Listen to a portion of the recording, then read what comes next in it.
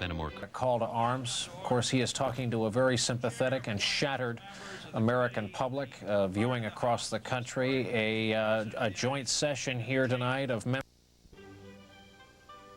Mr. Gebhardt, the gentleman from Michigan, Mr. Bonnier. The President pro tempore on the part of that body, at the direction of that body, appoints the following senators as members of the Committee on the part of the Senate to escort the President of the United States into the House chamber: the Senator from South Dakota, Mr. Daschle; the Senator from Nevada, Mr. Reed; the Senator from Mississippi, Mr. Lott; and the Senator from Oklahoma, Mr. Nichols.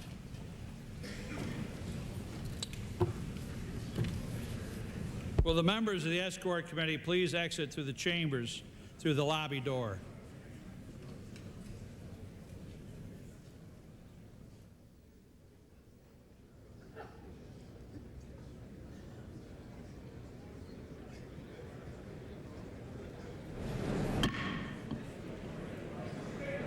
The Dean of the Diplomatic Corps.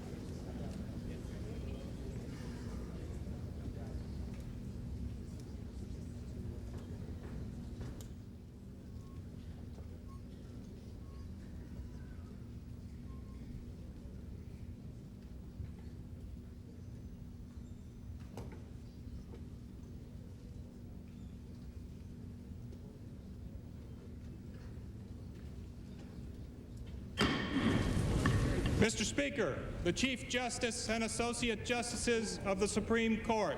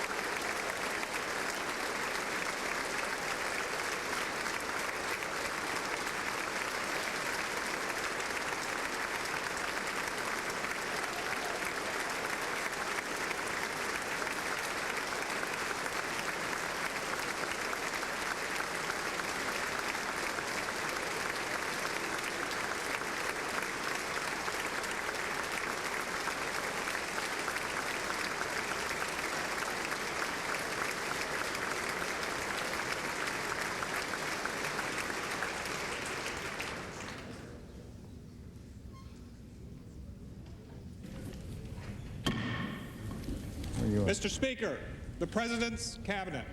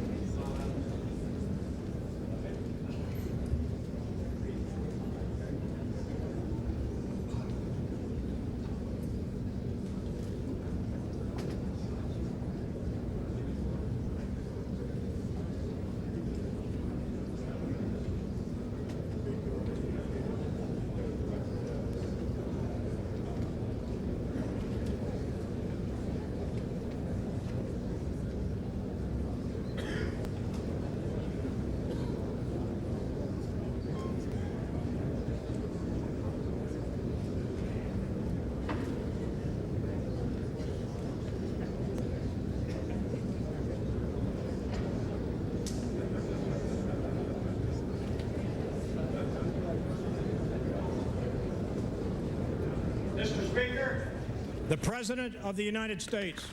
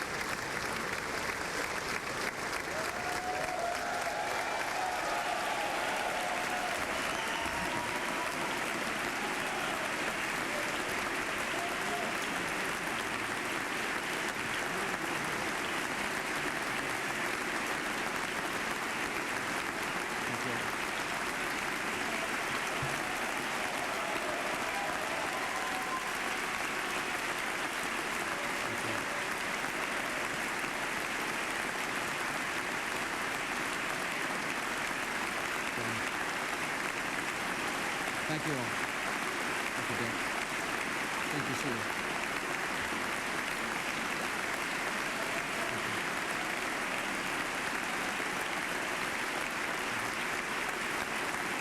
Thank you very much.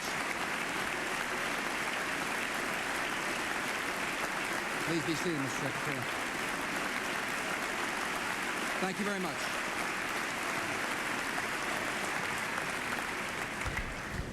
Members of Congress, I have the high privilege and the distinct honor of presenting to you the President of the United States.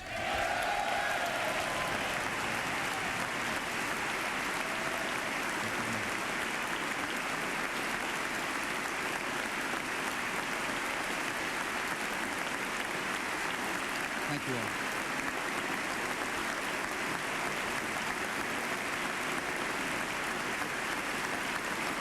Thank you all very much. Please be seated.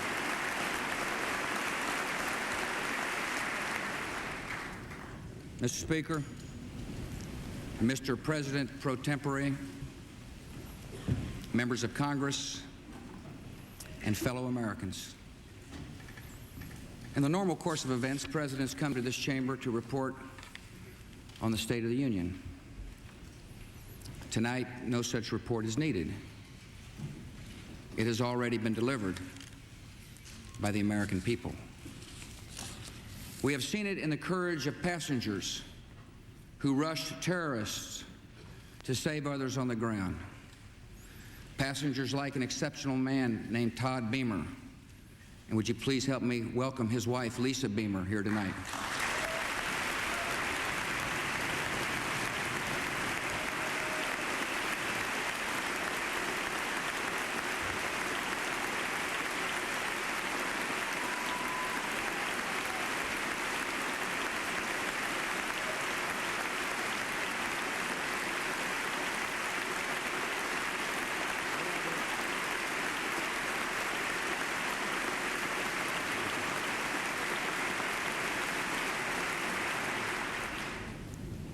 We have seen the state of our union in the endurance of rescuers working past exhaustion.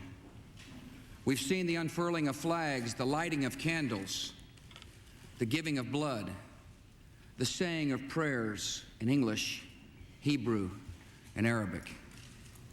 We have seen the decency of a loving and giving people who have made the grief of strangers their own. My fellow citizens, for the last 9 days, the entire world has seen for itself the state of our union, and it is strong.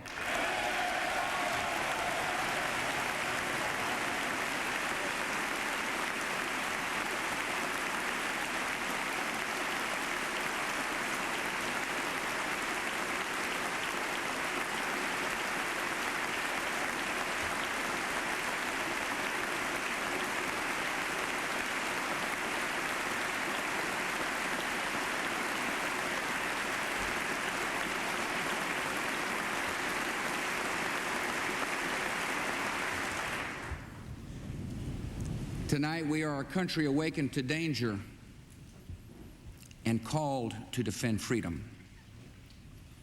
Our grief has turned to anger, and anger to resolution. Whether we bring our enemies to justice or bring justice to our enemies, justice will be done.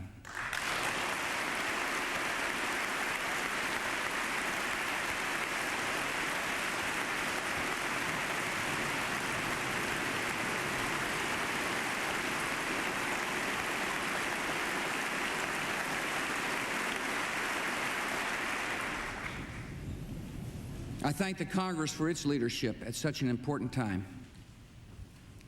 All of America was touched on the evening of the tragedy to see Republicans and Democrats join together on the steps of this Capitol, singing God Bless America. And you did more than sing. You acted by delivering $40 billion to rebuild our communities and meet the needs of our military. Speaker Hassert, Minority Leader Gephardt, Majority Leader Daschle, and Senator Lott, I thank you for your friendship, for your leadership, and for your service to our country.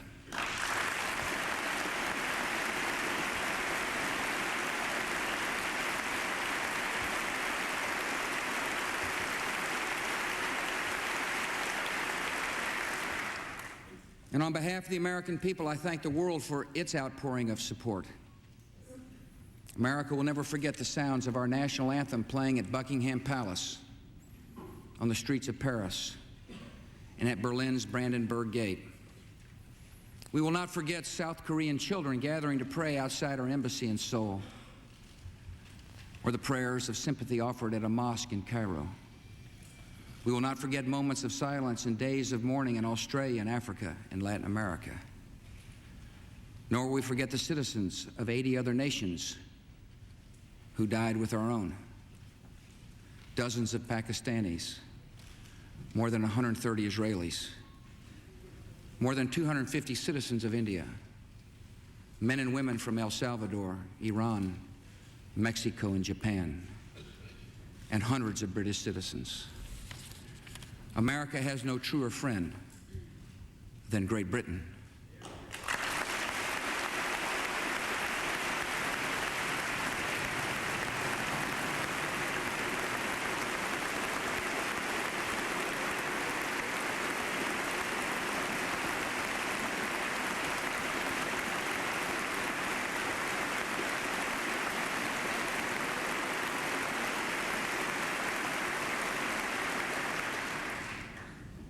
Once again, we are joined together in a great cause. So honored the British Prime Minister has crossed an ocean to show his unity with America. Thank you for coming, friend.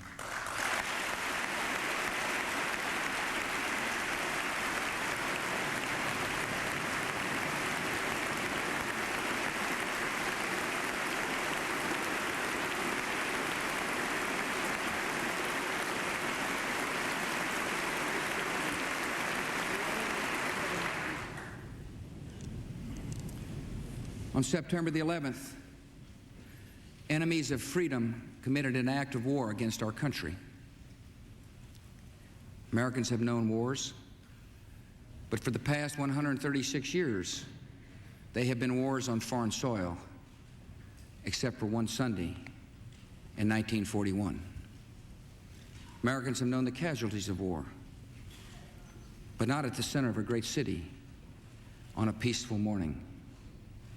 Americans have known surprise attacks, but never before on thousands of civilians. All of this was brought upon us in a single day, and night fell on a different world, a world where freedom itself is under attack. Americans have many questions tonight. Americans are asking, who attacked our country? The evidence we have gathered all points to a collection of loosely affiliated terrorist organizations known as Al-Qaeda. They are some of the murderers indicted for bombing American embassies in Tanzania and Kenya and responsible for bombing the USS Cole. Al-Qaeda is to terror what the mafia is to crime, but its goal is not making money. Its goal is remaking the world and imposing its radical beliefs on people everywhere. The terrorists practice a fringe form of Islamic extremism that has been rejected by Muslim scholars and the vast majority of Muslim clerics, a fringe movement that perverts the peaceful teaching of Islam. The terrorist directive commands them to kill Christians and Jews, to kill all Americans, and make no distinctions among military and civilians, including women and children. This group and its leader, a person named Osama bin Laden, are linked to many other organizations in different countries, including the Egyptian Islamic Jihad and the Islamic movement of Uzbekistan. There are thousands of these terrorists in more than 60 countries. They are recruited from their own nations and neighborhoods and brought to camps in places like Afghanistan, where they are trained in the tactics of terror. They are sent back to their homes or sent to hide in countries around the world to plot evil and destruction. The leadership of al-Qaeda has great influence in Afghanistan and supports the Taliban regime in controlling most of that country. In Afghanistan, we see al-Qaeda's vision for the world. Afghanistan's people have been brutalized. Many are starving, and many have fled. Women are not allowed to attend school. You can be jailed for owning a television. Religion can be practiced only as their leaders dictate. A man can be jailed in Afghanistan if his beard is not long enough. The United States respects the people of Afghanistan. After all, we are currently its largest source of humanitarian aid, but we condemn the Taliban regime.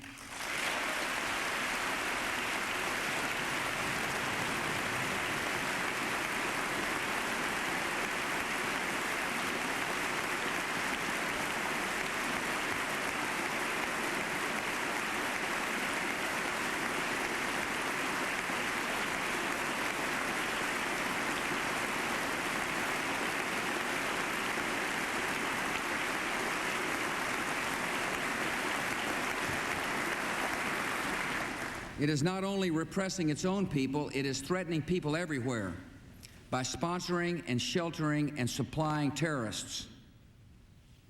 By aiding and abetting murder, the Taliban regime is committing murder. And tonight, the United States of America makes the following demands on the Taliban. Deliver to United States authorities all the leaders of al-Qaeda who hide in your land.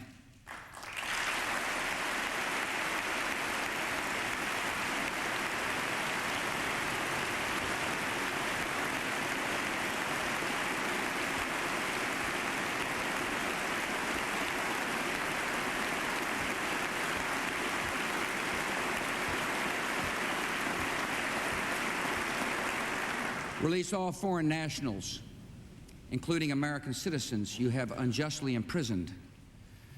Protect foreign journalists, diplomats, and aid workers in your country.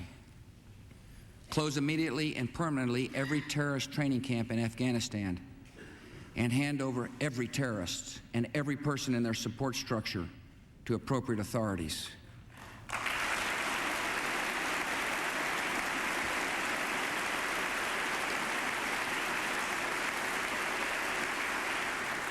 Give the United States full access to terrorist training camps so we can make sure they are no longer operating. These demands are not open to negotiation or discussion.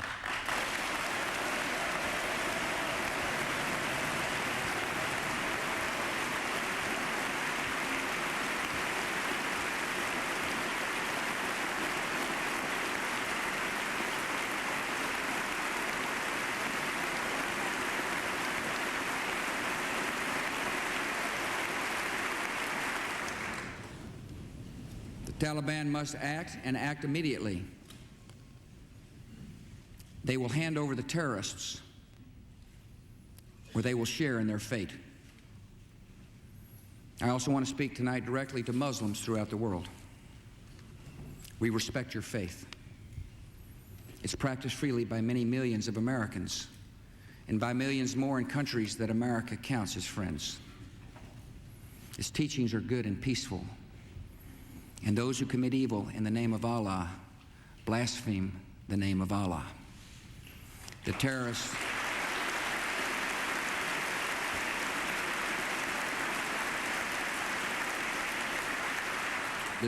are traitors to their own faith, trying in effect to hijack Islam itself.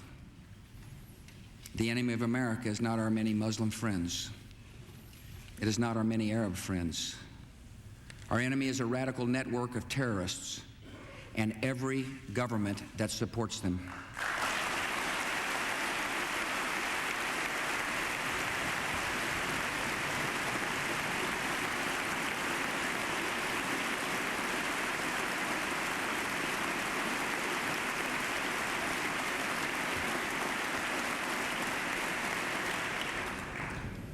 Our war on terror begins with al-Qaeda. But it does not end there. It will not end until every terrorist group of global reach has been found, stopped, and defeated.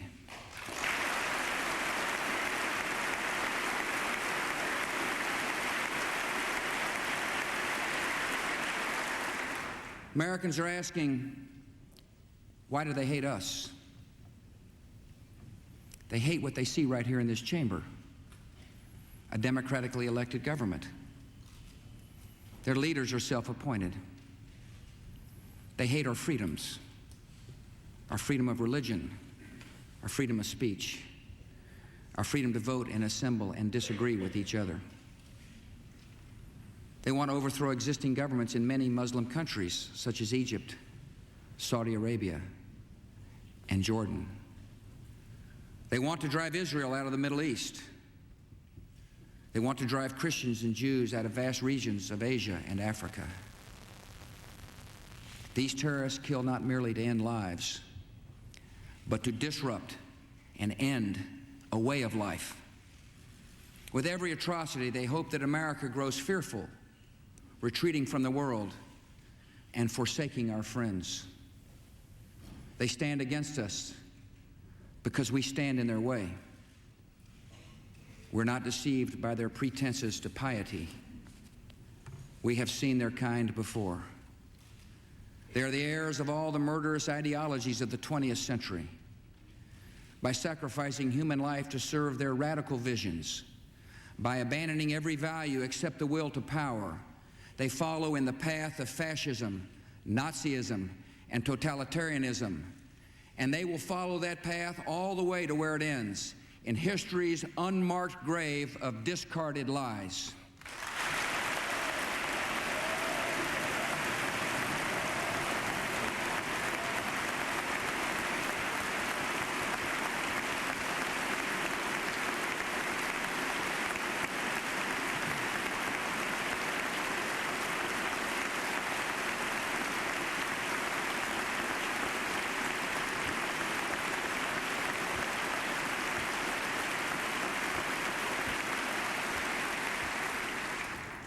Americans are asking, how will we fight and win this war?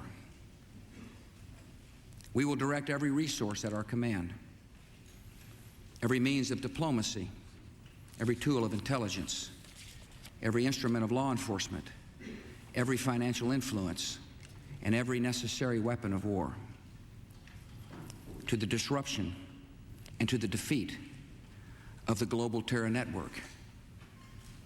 Now, this war will not be like the war against Iraq a decade ago, with a decisive liberation of territory and a swift conclusion.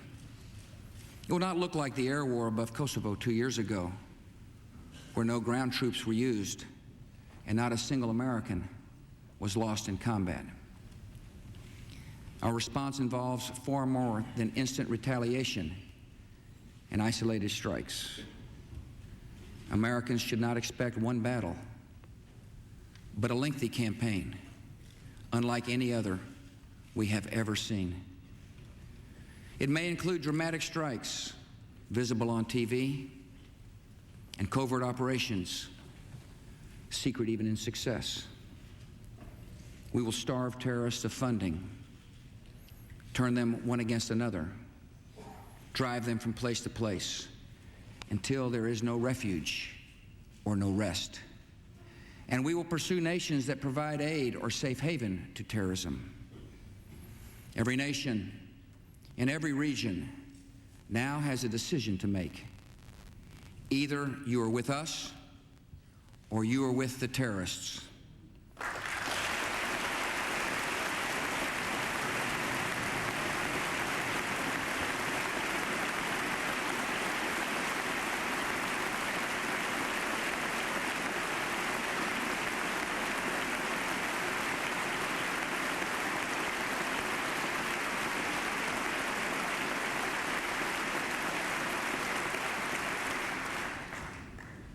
From this day forward, any nation that continues to harbor or support terrorism will be regarded by the United States as a hostile regime.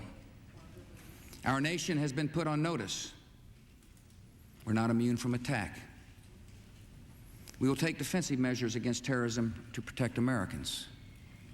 Today, dozens of federal departments and agencies, as well as state and local governments, have responsibilities affecting homeland security. These efforts must be coordinated at the highest level. So tonight I announce the creation of a cabinet-level position reporting directly to me, the Office of Homeland Security. And tonight I also announce a distinguished American to lead this effort to strengthen American security, a military veteran, an effective governor, a true patriot, a trusted friend, Pennsylvania's Tom Ridge.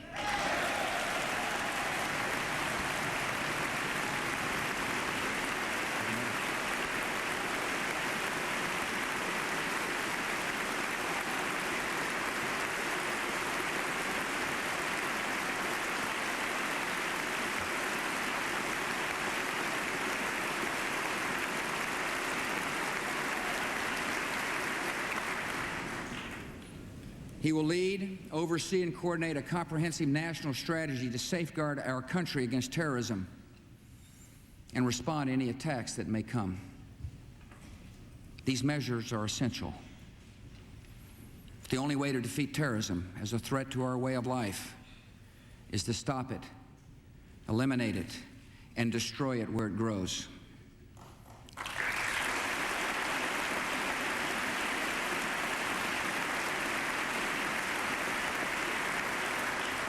Many will be involved in this effort, from FBI agents to intelligence operatives to the reservists we have called to active duty. All deserve our thanks, and all have our prayers. And tonight, a few miles from the damaged Pentagon, I have a message for our military. Be ready. I've called the armed forces to alert, and there is a reason. The hour is coming when America will act, and you will make us proud.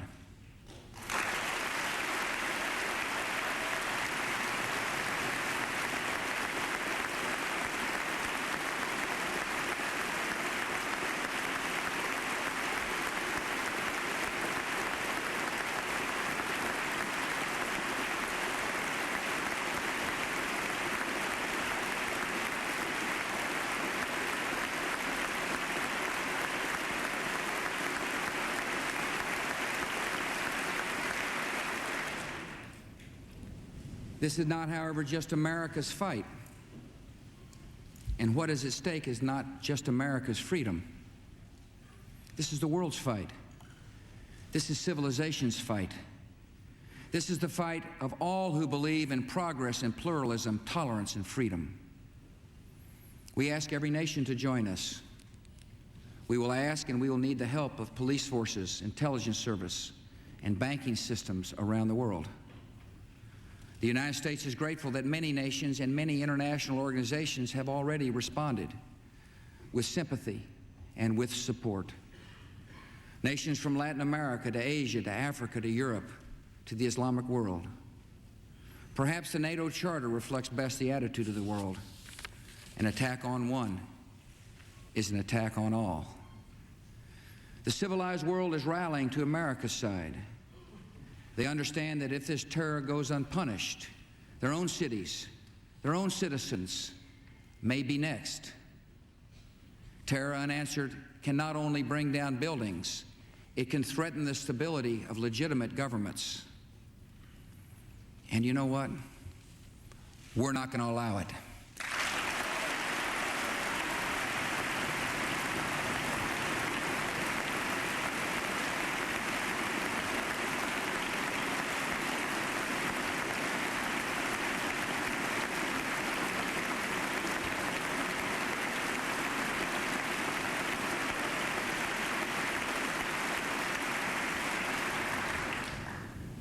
Americans are asking what is expected of us. I ask you to live your lives and hug your children. I know many citizens have fears tonight, and I ask you to be calm and resolute, even in the face of a continuing threat. I ask you to uphold the values of America and remember why so many have come here. We're in a fight for our principles, and our first responsibility is to live by them. No one should be singled out for unfair treatment or unkind words because of their ethnic background or religious faith.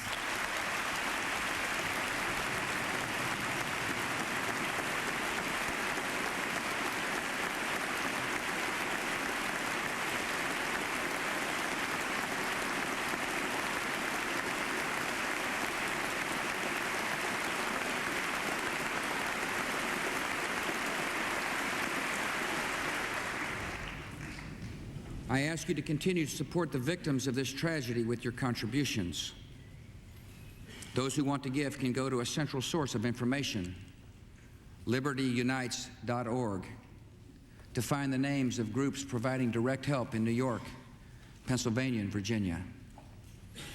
The thousands of FBI agents who are now at work in this investigation may need your cooperation, and I ask you to give it. I ask for your patience with the delays and inconveniences that may accompany tighter security, and for your patience in what will be a long struggle. I ask your continued participation and confidence in the American economy. Terrorists attacked a symbol of American prosperity. They did not touch its source. America is successful because of the hard work and creativity and enterprise of our people. These were the true strengths of our economy before September 11th, and they are our strengths today.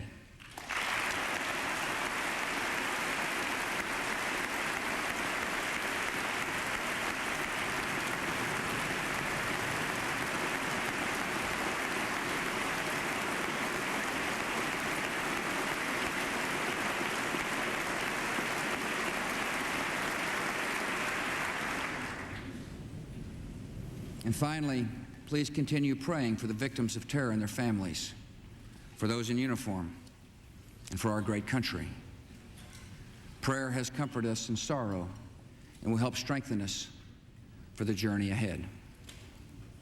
Tonight, I thank my fellow Americans for what you have already done and for what you will do. And ladies and gentlemen of the Congress, I thank you, their representatives, for what you have already done and for what we will do together. Tonight, we face new and sudden national challenges. We will come together to improve air safety, to dramatically expand the number of air marshals on domestic flights, and take new measures to prevent hijacking. We will come together to promote stability and keep our airlines flying with direct assistance during this emergency.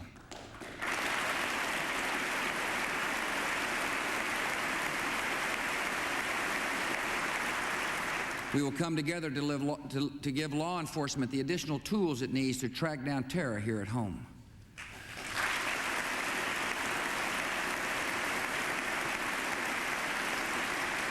We will come together to strengthen our intelligence capabilities to know the plans of terrorists before they act and to find them before they strike.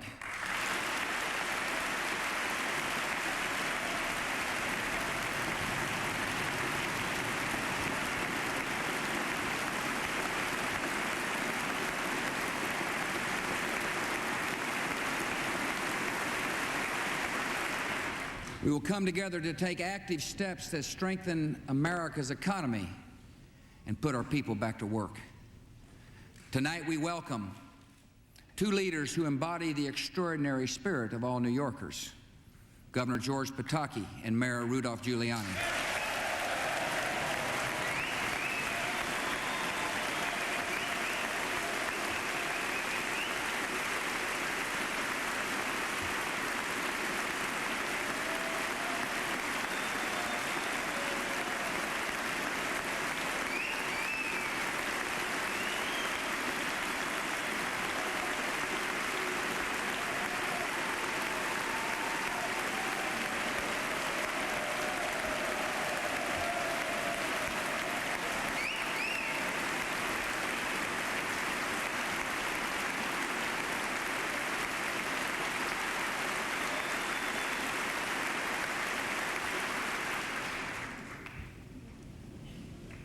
As a symbol of America's resolve, my administration will work with Congress and these two leaders to show the world that we will rebuild New York City.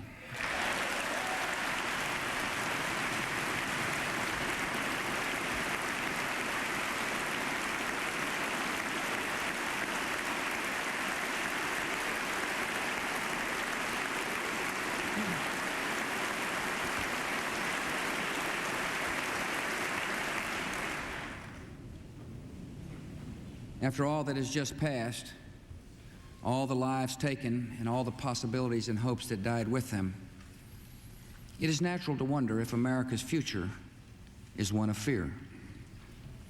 Some speak of an age of terror. I know there are struggles ahead and dangers to face. But this country will define our times, not be defined by them. As long as the United States of America is determined and strong, this will not be an age of terror. This will be an age of liberty here and across the world.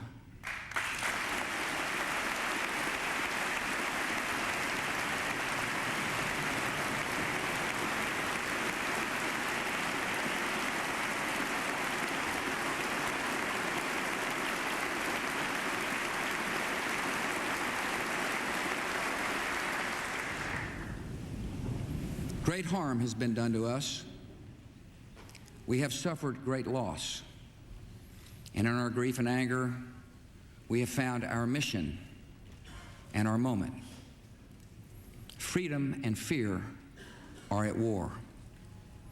The advance of human freedom, the great achievement of our time and the great hope of every time, now depends on us. Our nation, this generation, will lift a dark thread of violence from our people and our future. We will rally the world to this cause by our efforts, by our courage. We will not tire, we will not falter, and we will not fail.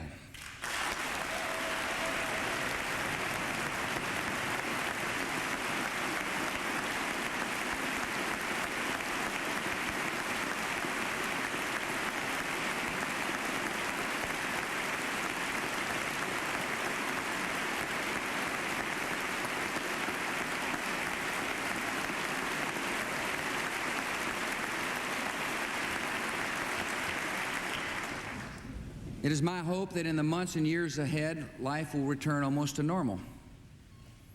We'll go back to our lives and routines, and that is good. Even grief recedes with time and grace. But our resolve must not pass. Each of us will remember what happened that day and to whom it happened. We'll remember the moment the news came, where we were, and what we were doing. Some will remember an image of a fire or a story of rescue. Some will carry memories of a face and a voice gone forever. And I will carry this. It is the police shield of a man named George Howard, who died at the World Trade Center trying to save others. It was given to me by his mom, Arlene, as a proud memorial to her son. It is my reminder of lives that ended and a task that does not end.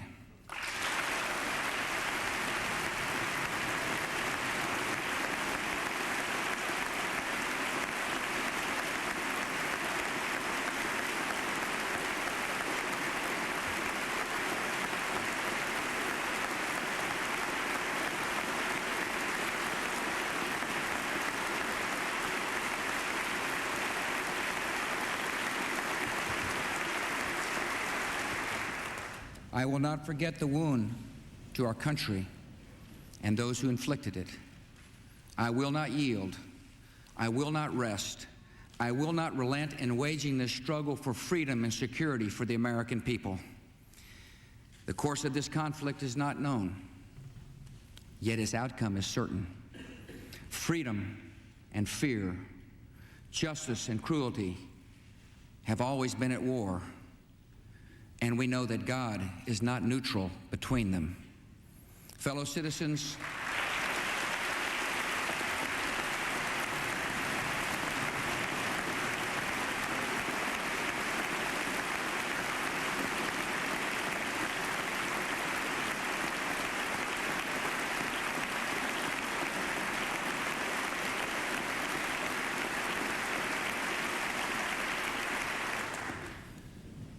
fellow citizens will meet violence with patient justice, assured of the rightness of our cause and confident of the victories to come. In all that lies before us, may God grant us wisdom, and may He watch over the United States of America. Thank you.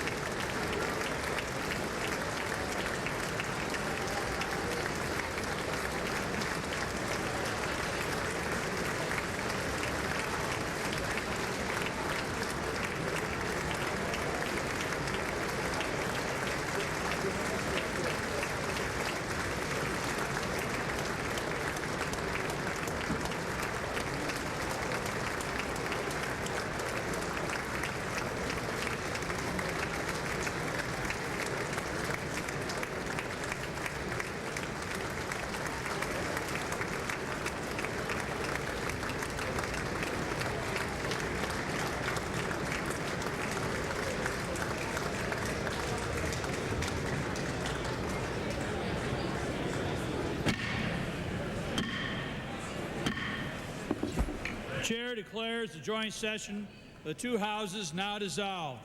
Pursuant to Clause 12 of Rule 1, the chair declares the House in recess, subject to the call of the chair. Good night, Mr. Speaker. Thank you. And And that concludes our live coverage of President Bush's address to the nation. In about 2 minutes, from the Senate side of the Capitol building, the leaders of the Senate, both Democrat and Republican, will be making a brief address to the nation to add their support to the president's remark. And following that, we are going to be opening up our phone lines, as we do all the time here on C-SPAN, to get your reaction to what the president had to say tonight. You see the phone numbers on the bottom of the screen beneath that live picture of the United States Capitol building.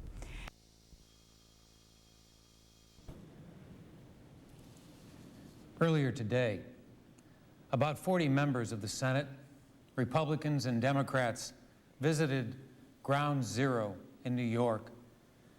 It is impossible to describe the utter devastation and the feeling you get standing among the ruins. I always thought that seeing the Twin Towers rising above New York was an inspiring sight.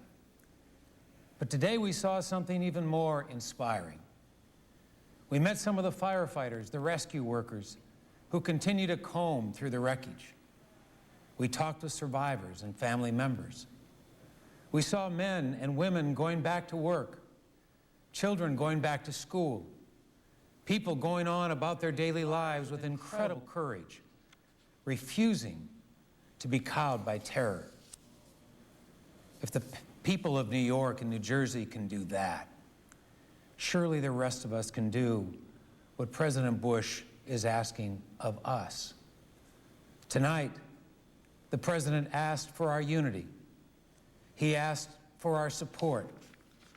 He asked for our patience. We want President Bush to know, we want the world to know that he can depend on us. We will take up the President's initiatives with speed. We may encounter differences of opinion along the way, but there is no difference in our aim. We are resolved to work together, not as Democrats or Republicans, but as Americans. We will do whatever is needed to protect our nation. Nothing is more urgent. I commend the President for the work he has done in rallying the world. We are grateful to the many nations who are standing with us tonight. Together we will defeat this most insidious of threats. We will be fierce in the defense of our ideals. We will not sacrifice the freedoms that have sustained this nation for more than 2 centuries. We must not punish entire groups for the actions of a misguided few. Just as we are united tonight against terrorism, so too must we be united against the acts of hatred towards innocent Arab Americans and Muslims, and all of those who have come to our country seeking opportunity. Hardship and heartbreak are not new to us. We Americans have endured great challenge and struggle, yet none has ever broken us. Our greatness in times of trouble is what distinguishes us as a nation. Tonight, the President has called us again to greatness. And tonight, we answer that call.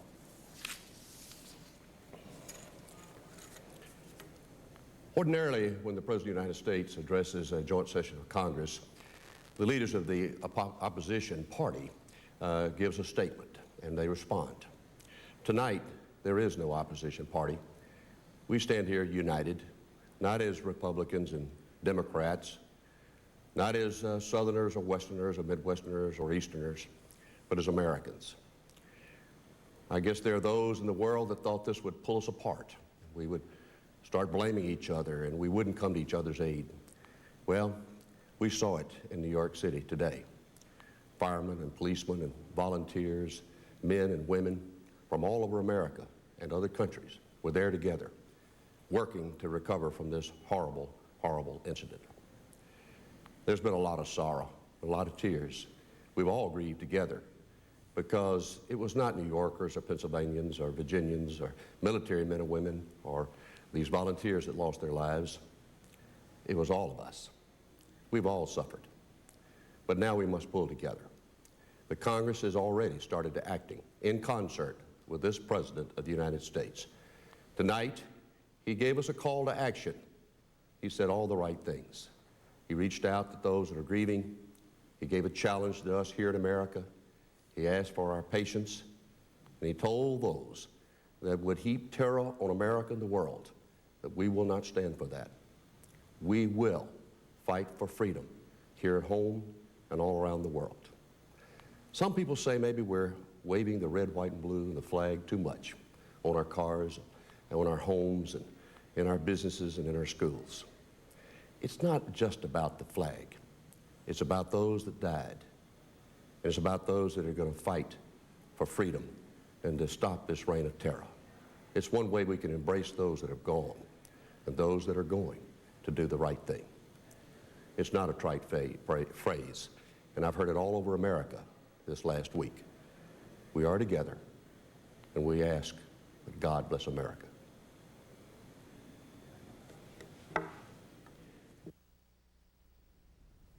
Senators Lott and Daschle were speaking from the Senate side of the U.S. Capitol building in a room that takes the name of one of the great Senate leaders of the 20th century, Mike Mansfield.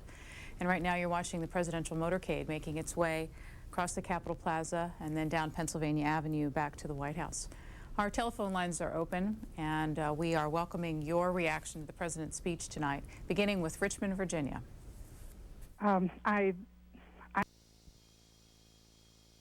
So many more foreign nationals doing business in the World Trade Centers than we knew at the time. And of course, when the news of the World Trade Center spread, so many people were drawn towards the site. Some inexplicably, they couldn't stay at home. Among them, an amateur photographer named Alex Camacho, who never goes anywhere without his small camera. And as he headed downtown, he said he didn't know what to do, didn't see anyone to help, so he did what he always does. He took pictures, and here's what he found. Each block that I got closer and closer to the site, it just got worse and worse. Instead of a window that's smashed, now it's a building that's half gone. I think the worst was just seeing all of the rescue vehicles that were all destroyed. And I knew that the people that drove these vehicles were inside those towers. I remember hearing the firemen saying, they found bodies. There wasn't anything I could do. The only thing I could do was just take pictures.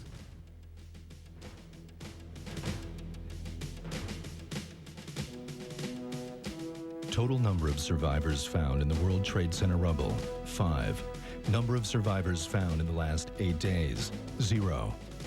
America fights back. We'll continue in a moment.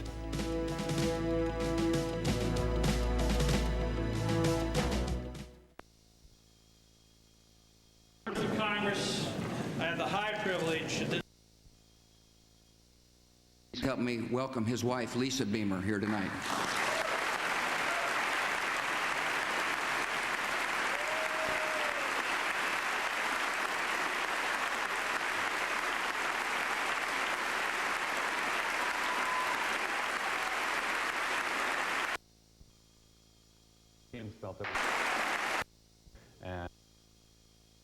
Gate.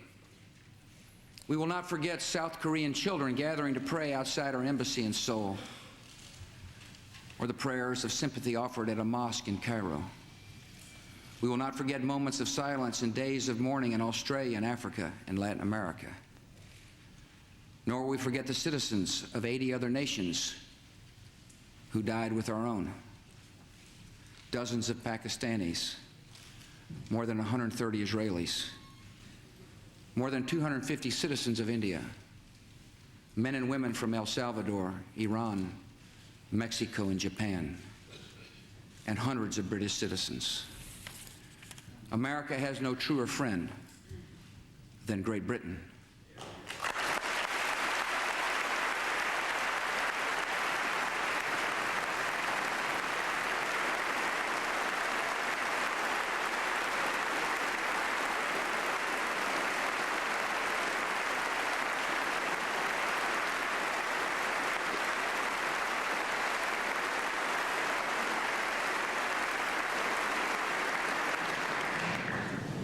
Once again, we are joined together in a great cause.